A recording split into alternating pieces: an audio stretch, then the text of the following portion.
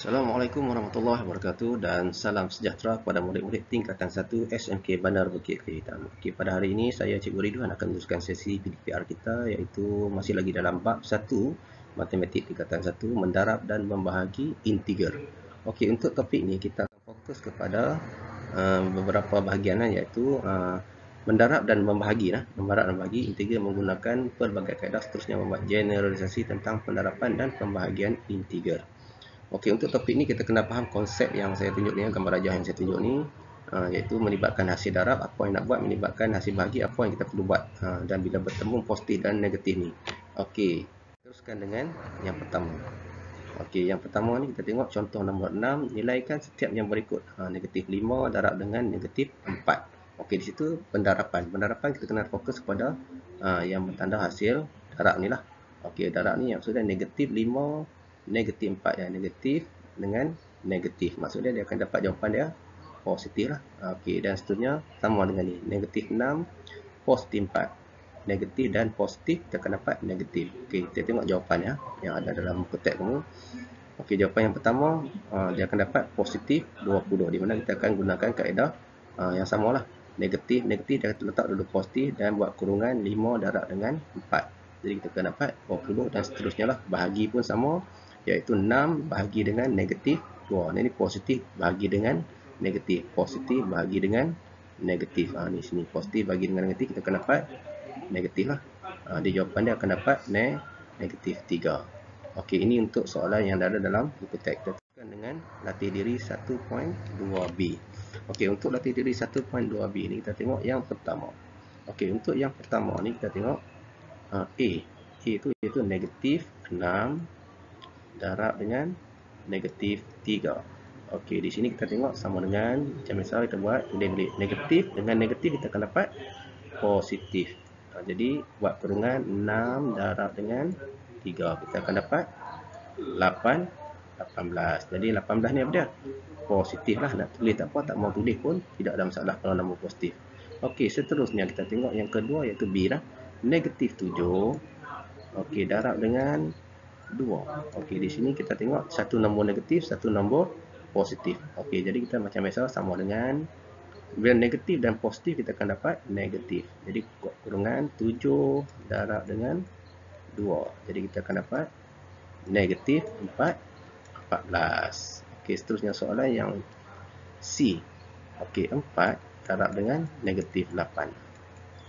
Okey, untuk sini kita tengok negatif dengan positif lagi lah. Positif darab dengan negatif, kita akan dapat negatif. Jadi darab ni 4 darab dengan 8. Okey, kita akan dapat negatif 32. Okey, ini untuk soalan A, B dan C. Okey, kita tengok soalan seterusnya, soalan D. Okey, untuk soalan D, 8. Okey lah, 8. Kita tengok sendiri, dia 8 lah. Sekejap. Okey, 8.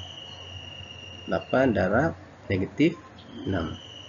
Sama dengan, okey, positif darab dengan negatif, kita akan dapat negatif. 8 darab 6. Kita akan dapat negatif 48. Okey, seterusnya soalan E. Soalan E melibatkan pembahagian lah. Negatif 12 bahagi 3. Okey, sama juga, sama dengan negatif dengan positif. Negatif dan positif lah. Negatif dan positif, kita akan dapat negatif. Kita akan dapat negatif lah. Kita akan dapat negatif. Jadi buat kurungan 12 kurungan 12 bahagi 3. Okey, 12 bahagi 3, kita akan dapat 6. Okey, 6 ni apa dah? Negatif lah. Okey. Oh, silap. Ke 6 lah jawapannya adalah 4. Okey, kita akan dapat 4. Okey. Seterusnya yang F lah. F kita dapat negatif 18 bahagi negatif 6. Okey, di sini negatif dengan negatif, kita akan dapat positif. Jadi 18 bahagi 6, kita akan dapat positif 3. Okey, ini soalan F. Seterusnya soalan G. Soalan G, kita tengok di sini 15. Okey, 15 bahagi negatif 5. Sila negatif 5. Negatif 5. Okay, negatif 5.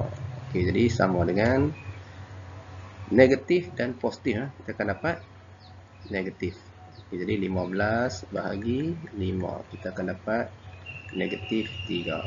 Okey, dan soalan yang terakhir, negatif 20 bahagi dengan 4. Okey, kita akan dapat negatif dan positif. Dia akan dapat negatif juga. Jadi 20 bahagi dengan 4. Jadi kita akan dapat 5. 5 ni apa dia? Negatif lah. Negatif 5 lah. Jadi ini soalan yang ada dalam buku teks semua. Boleh try untuk latih diri 1.2b. Okey, seterusnya kesimpulan di sini, macam biasa saya akan tunjuk di sini. Tolong ingat baliklah.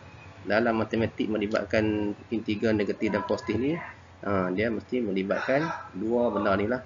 Yang pertama, kalau darab, ini dia punya keadaan, dan juga kalau bahagi, ini dia punya keadaan. Okey, dan juga kena ingat lah, setiap apa yang kita tulis tu kalau melibatkan nombor negatif, kita mesti letak kurungan.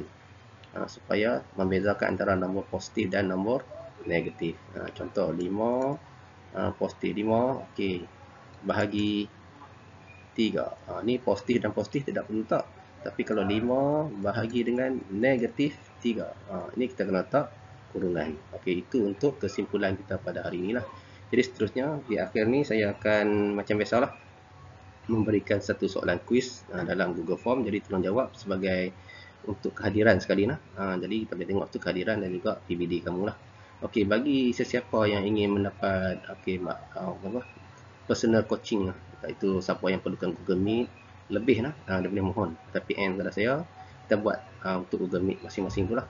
Waktu nanti kita akan tengok waktu mana yang sesuai. Kita cari dalam siapa yang berminat tu, dalam kalau 10 orang kita cari waktu yang sesuai, kita akan buat untuk Google Meet.